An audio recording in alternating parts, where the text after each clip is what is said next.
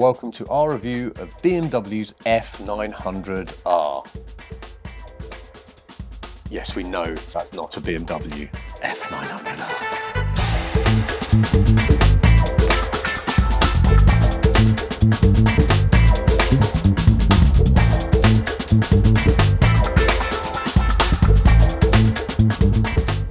We wanted to talk to you about BMW's F900R, which we had a little bit earlier in the summer, and we actually had a really great time on it. And I'm going to be honest, when it comes to the BMW F series, I wasn't a big fan of the old ones. You haven't experienced those, the 800s. I mean, they were good road bikes, don't get me wrong, good mile crunchers, coming from the real sports bike side of things. There was nothing that drew me in. It was just like, yeah, good bike. You know, loads of things to play with and nice and stuff. And then I remember we picked up the F900R and you had it. Yeah. And you went away on it, and I did not expect you to say, oh, I love this. And I really did love it. And the first thing you said was about sound.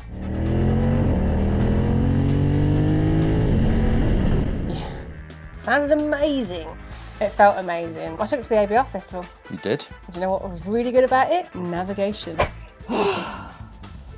I have just got home from the ABR festival, and what a festival it was. I love it, and as we all know, I'm not an adventure type person, but I can appreciate absolutely everything. If you have not been there, please, I urge you to go, because I can guarantee you will find something freaking awesome there. I'm telling you now. What I want to talk to you about is this.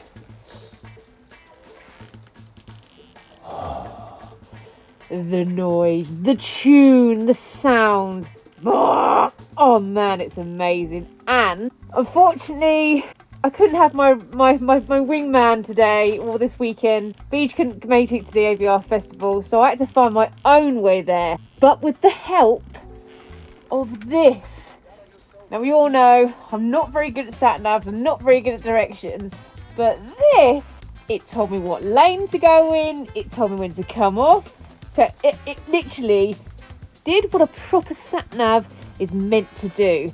And that got me to my destination without me getting lost. Bravo! That's what I'm saying. Bravo, because I am crap at destinations. Yeah. Even tells you what lanes to go in. That is a win for me. I mean, it is amazing, isn't it, these days? We can get your nav on your dash now. I mean, sat-nav companies must be crapping it. And this has got the same. This has got exactly the I same. haven't connected my phone to it yet, but I will be because I got lost on the way up here. The BMW F900. Now, it's not the most powerful bike, but it's got so much low-down stomp, and that was the really fun part on it. And we again, like we do with all our bikes, threw it on the JHS dyno just to see what it made.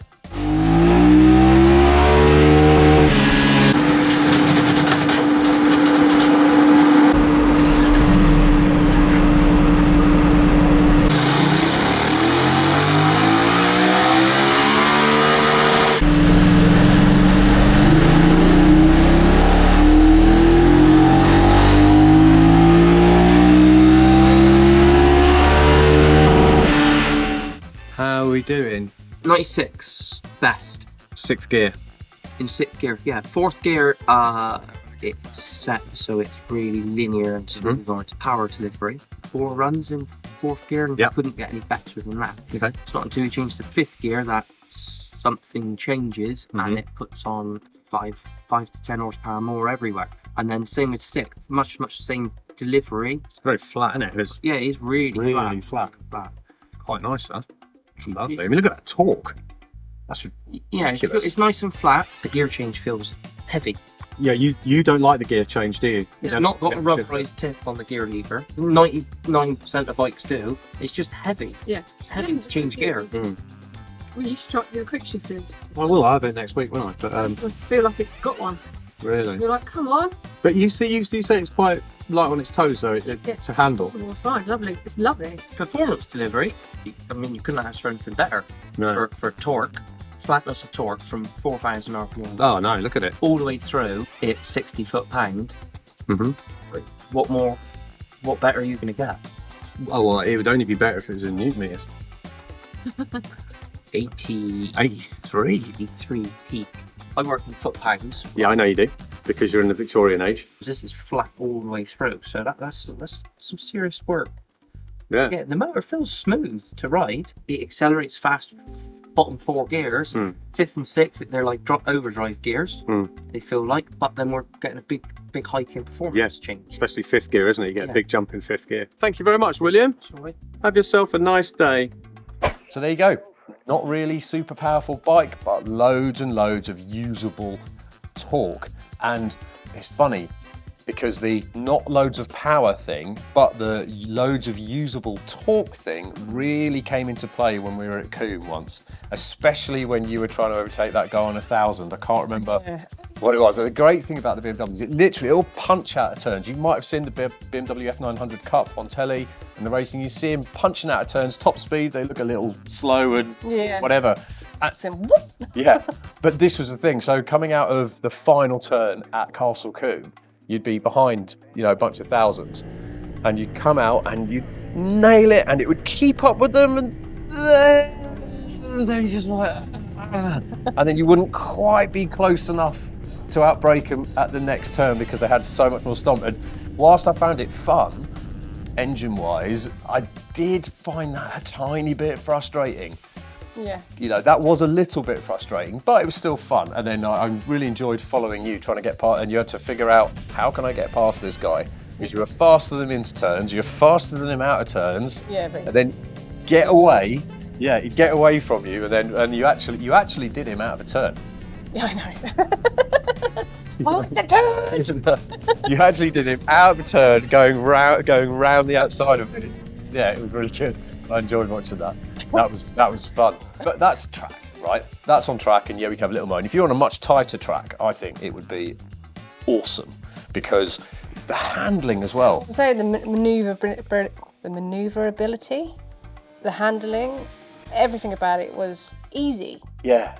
for me. Yeah. And I could go and go, okay, I'm going to pull this throttle and just know that it's going to go wherever I want it to go. Yeah, no, you're absolutely right. In fact, the one we had one of the added extras on. So it actually had an electronic rear shock. Not forks, but electronic rear shock. Tell you what, the brakes are outstanding on this. They are very, very good. Really, really good. Useful on track, they were excellent. Like, very, very pleased with the brakes. And obviously, it's got your traction control. It's got that electronics thing there, but I'm not sure if this does electronic shocks. Oh no, it does. Huh? Well, I never.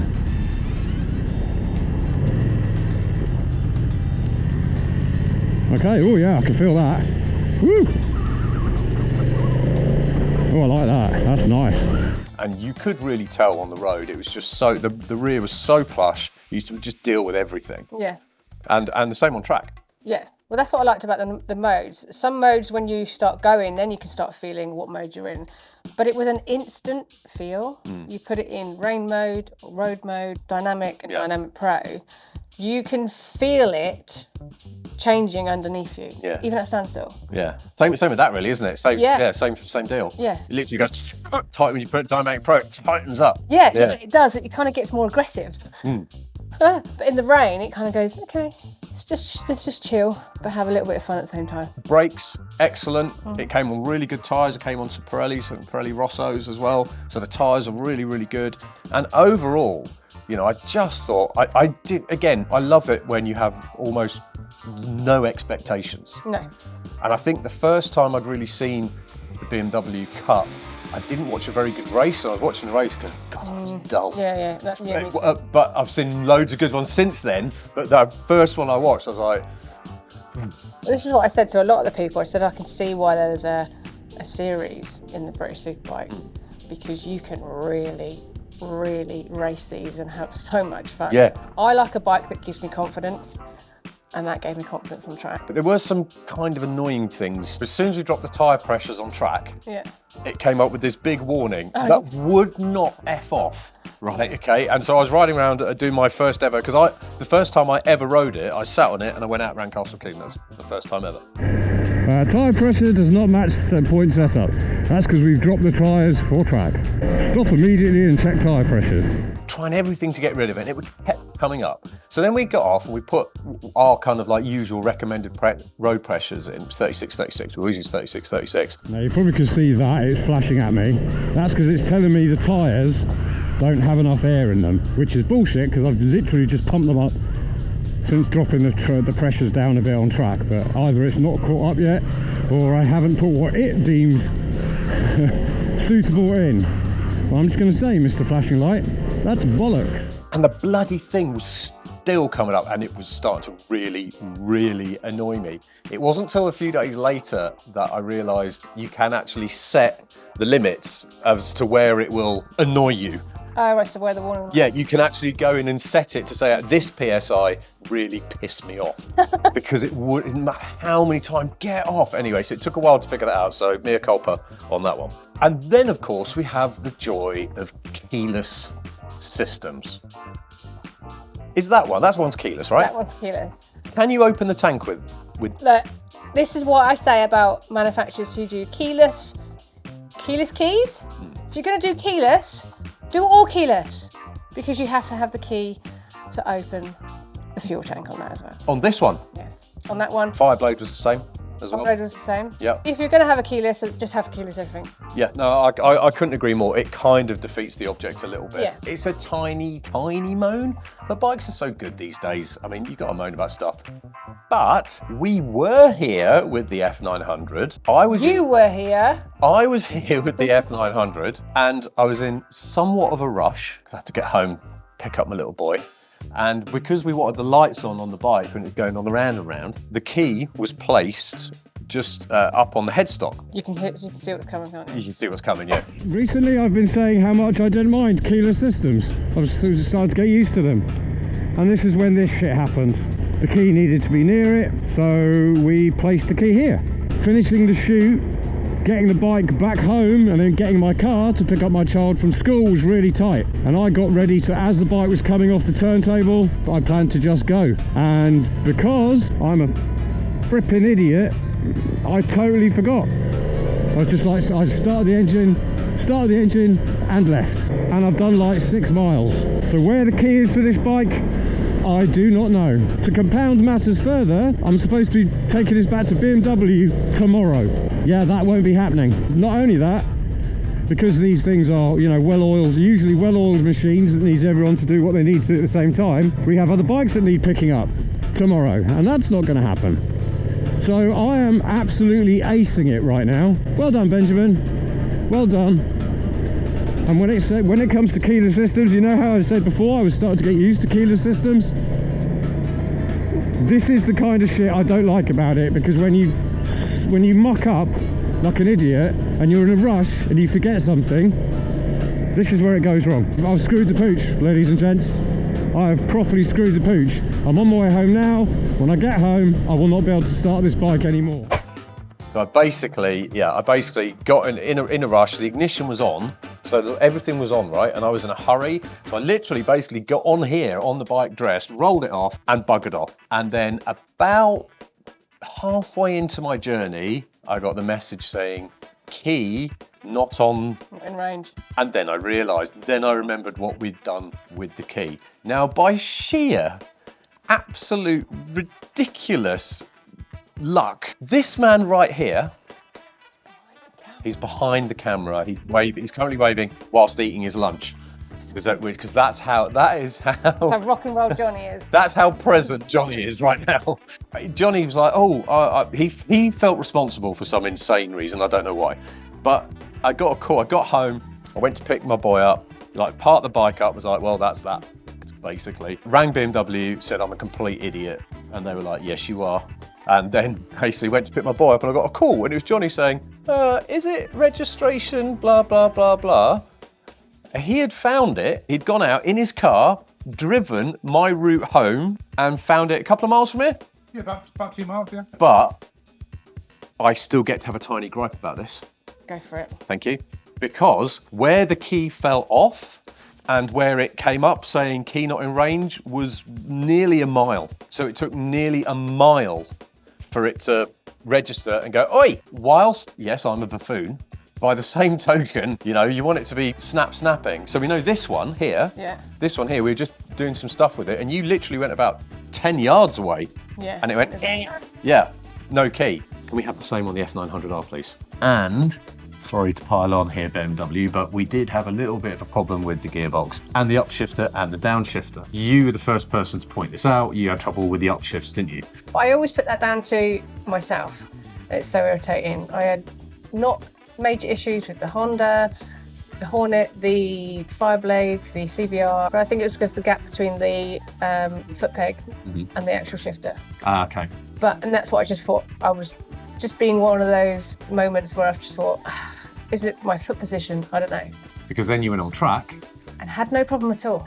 No, which was really interesting because I got on track and was like on it, and the first time I rode it was on track, and I was like, oh, okay, upshifter's fine. Downshifter, however, not great. In fact, for you. For me, no, yeah, exactly, yeah. You. For me, in fact, I had a real paddy about it. Right, BMW F900R. I'm late for my session because I'm in Egypt. So, never ridden one of these before. Let's see what the drill is.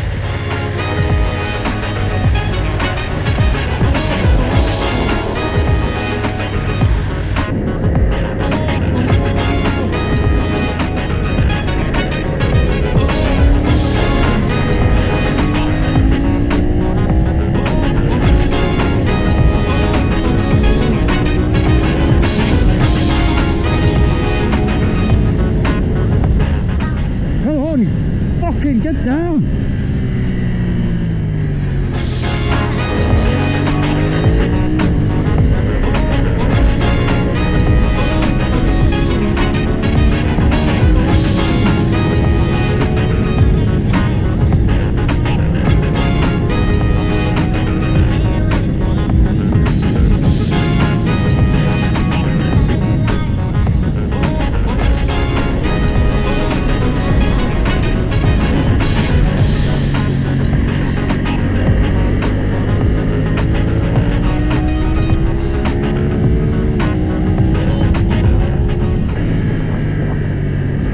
Fucking hell, that gearbox is fucking terrible. I mean, that's terrible. That's really fucking bad. Fuck my life.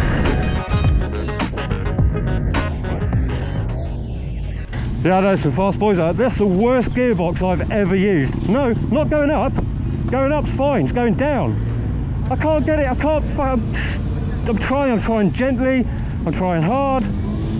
Fucking everything, huh? That's cool. Okay.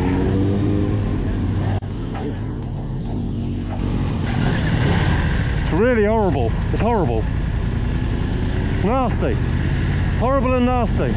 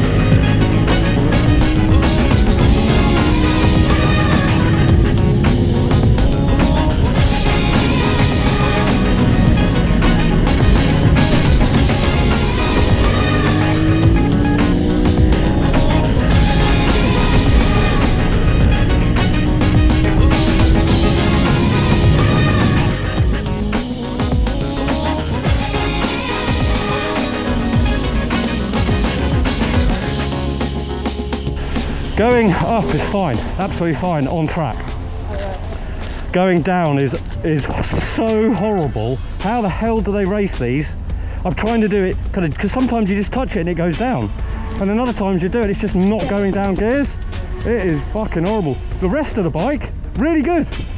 Really, really good. I got my ass kicked out there in the fast group. Yep. it was doing my head in. Go down a fucking gear. See, I can't be doing it wrong all the fucking time. It was doing my head in because the rest of the bike was great and I was really enjoying the rest of the bike, so I couldn't figure it out. So anyway, I ended up calling a friend. Phoning a friend is what I did. Someone who I knew had tested the bike a bunch and also raced it in the F900R Cup. And he said, when you go down, you have to have the throttle 100% shut. Almost negatively shut for the downshift to work properly. And he wasn't wrong. No, it wasn't. Well, No. I didn't really have. No, you didn't have a problem with it. Could not shut the throttle off. Because you do, whereas me, because of how I grew up and the way I used the throttle line, would always have it ever so slightly open. This is going back from the days of carbs, and I can't help it. It's just how I am. But then, as soon as I did that, I was like, oh, okay. And then finally, the downshifter actually worked pretty well. For me, always. For you, Not so good. I'll be honest. Regardless of the upshifter working good and the downshifter working good, I don't think it's one of BMW's better gearboxes anyway. But that's just me. I can agree with that, but I don't think for me, there was a problem with the gear shifter or the gearbox. I think the initial problem was probably me. Yeah, I think. and the initial problem was me too. But it's still not the slickest box, and It can be a bit clunky. it's the clunkiest thing about the bike, though, isn't it? Everything else is really good. Pucker. And whilst we're having a gripe, sorry, as soon as I saw the standard RRP for this bike, I thought, now that is all right. For the kind of bike it is, perfect. Then, because it was a BMW press bike, like I said before, had the electronic rear shock in it. Then I started totting up everything that came on that bike. Coming up to about 12 grand. I'm gonna struggle to really say this is worth it. I'm gonna be honest, and don't get me wrong, I had such a great time on the F900. It wheelied like a tit. It handled brilliantly. The brakes were good. I found it comfortable. Yeah. Fuel economy, excellent. Yep. All really good. So then I went back to try and see, okay, so what won't I have? You don't have quite as many bells and whistles.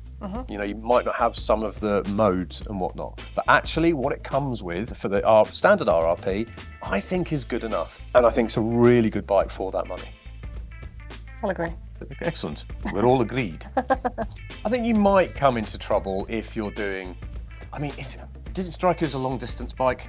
I mean, I know I've we never had any problems in it, and I rode miles on it. But another thing was, whilst I was at the ABR festival, grass, stones, gravel. Thanks, Amanda, for taking me down a complete gravel track, and it was the big boulder gravel thing. So but it was fine. Oh, good. I just changed the mode to rain mode. We came on to the Ragley Hall, and then we had to go up a hill on the grass because that's where the VOPs went when we were VOP.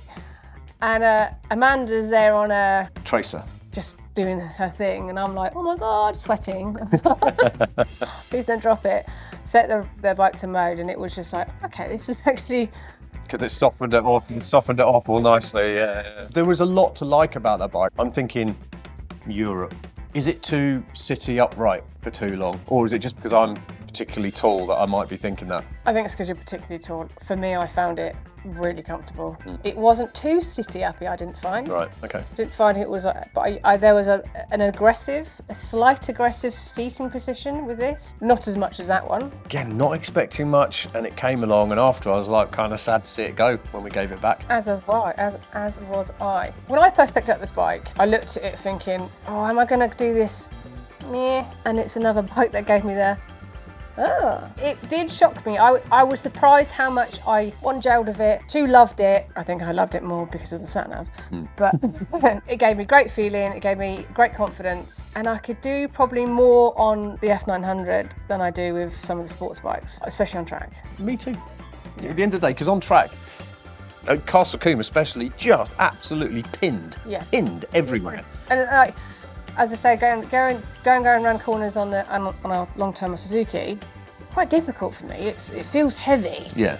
With the BMW F900, light, nimble, turn, go. Yeah. Rock. No. Granted, it is a really good bike. It is a really good bike. So does anyone out there have an F900, F900R, or do any of you have any of the 800s that I wasn't a massive fan of? So there we go. BMW F900R.